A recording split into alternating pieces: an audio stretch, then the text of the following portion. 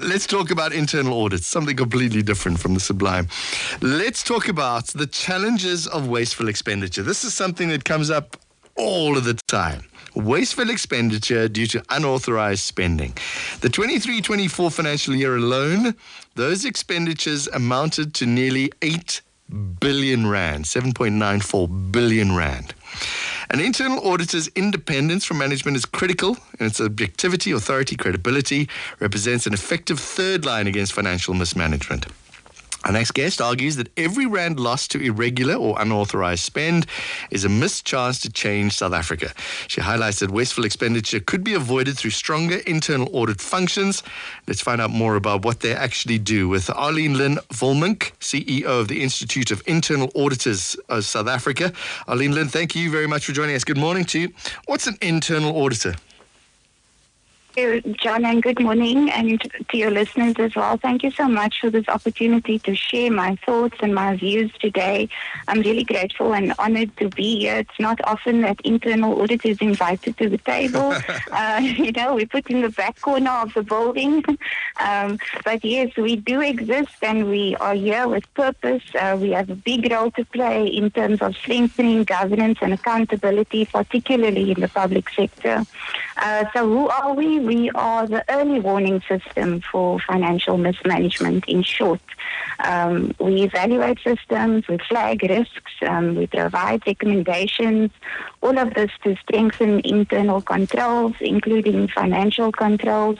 As you mentioned, we are independent, we are objective to management, so we are uniquely positioned within the public sector and within organizations to safeguard public funds and ensure transparency and compliance and accountability across all government departments, national, provincial, and we're not really about policing. It's not, we often misunderstood. It's about prevention, improvement, and really ultimately enabling service delivery. Technically, it's what police should do, is prevent crime, but we'll talk about that later. Arlene-Lynn, all right, so let's talk government internal auditors, because that's it affects us all, right?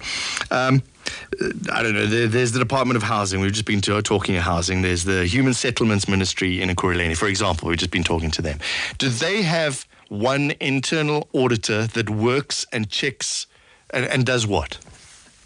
Yes, so each internal audit department has an internal audit function, often chaired by what we call the Chief Audit Executive, and we get our authority from the board, which is often delegated through to the audit committee, and that gives us our mandate, and we are resourced through this audit committee.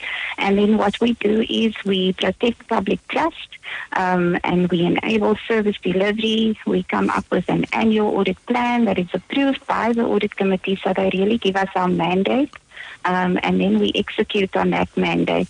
We often, when you mentioned all the departments, many people say, where are the internal auditors, or where were the internal auditors? But remember, we are internal. We serve management. We are there to help management solve problems, act as shining a light on blind spots within the organizations. So that's why I say we're often in the background, but we are there as the silent heroes in the organization. Okay, so the accountants do their job, right? So people spend money, they spend R1 million here, they spend R1 million there, the accountants put those all into books, then you get involved and check that R1 million was spent on the right thing. That's correct, but it's broader than that. I think years ago our focus was only on finances and finance controls.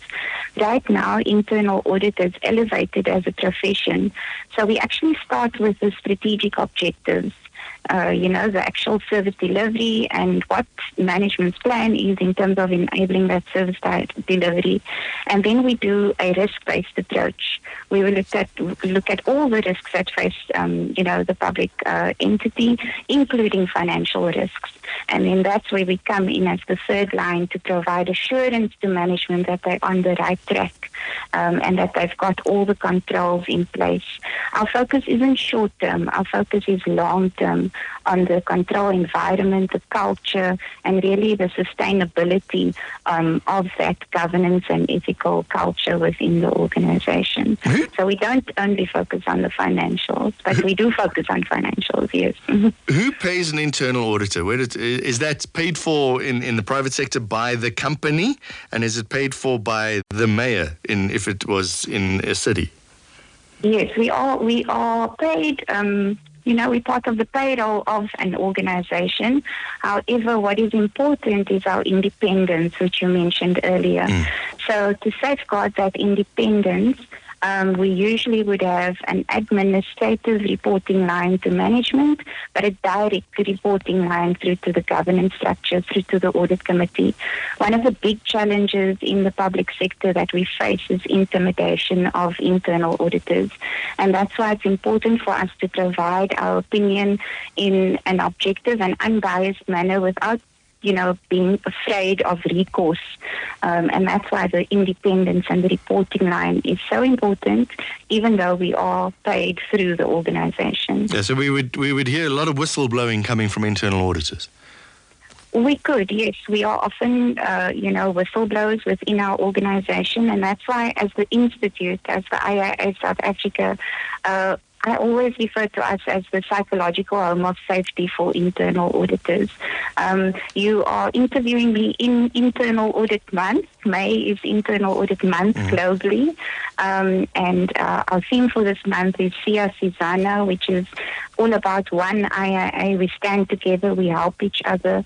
And so at the Institute, we have a whistleblowing line ourselves, so that if in any public sector organization or any organization, internal auditors are being intimidated, they can come through to us and talk. They can, it's a 24/7 whistleblowing line that's available.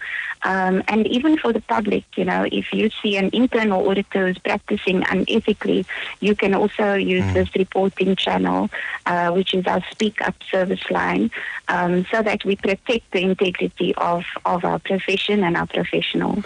Arlene-Lynn, what's the difference between an internal auditor that works in the public sector, which we're talking about, and the private sector? I think in the public sector, maybe, the goal is really about profitability, efficiency, and achieving the strategic objectives of whichever organization it's in, in terms of the business model.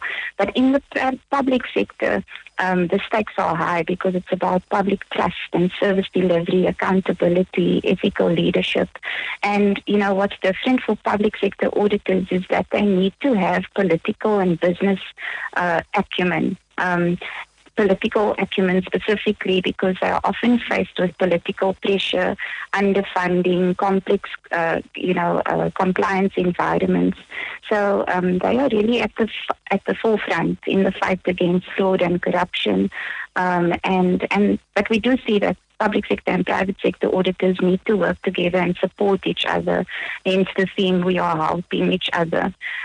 So that's also our role at the Institute, is to create platforms where we can actually share success stories. What is a banking internal auditor getting right in terms of using AI in the internal audit function?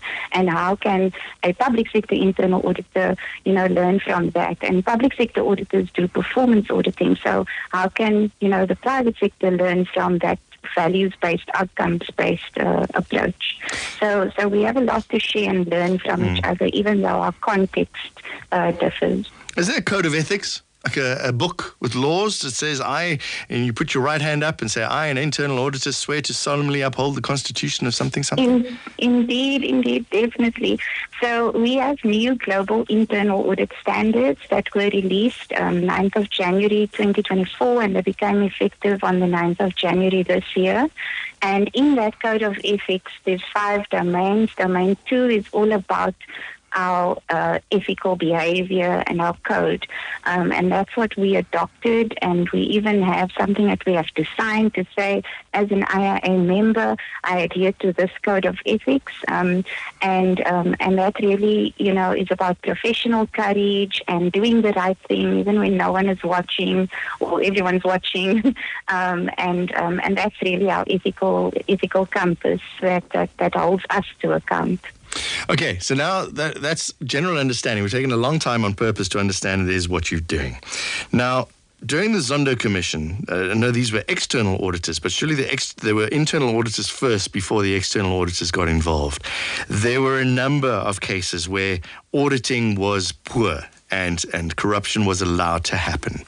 First of all, how does that fall through the cracks, and what is being done to change it? I think we've done a lot of research, and we continue to do research. We've got a brand new strategy at the IIA. We see all the failures every day, and as I say, we publish the failures, but we really don't publish the success stories because we are internal. When it comes to fraud and corruption, the task is so big that, and this is what this week we held our public sector conference on Monday and Tuesday. And one of the big takeaways for me was that we need to tackle it together. So we signed a memorandum of understanding with the Auditor General of South Africa. We reaffirmed our commitment to collaboration and working together.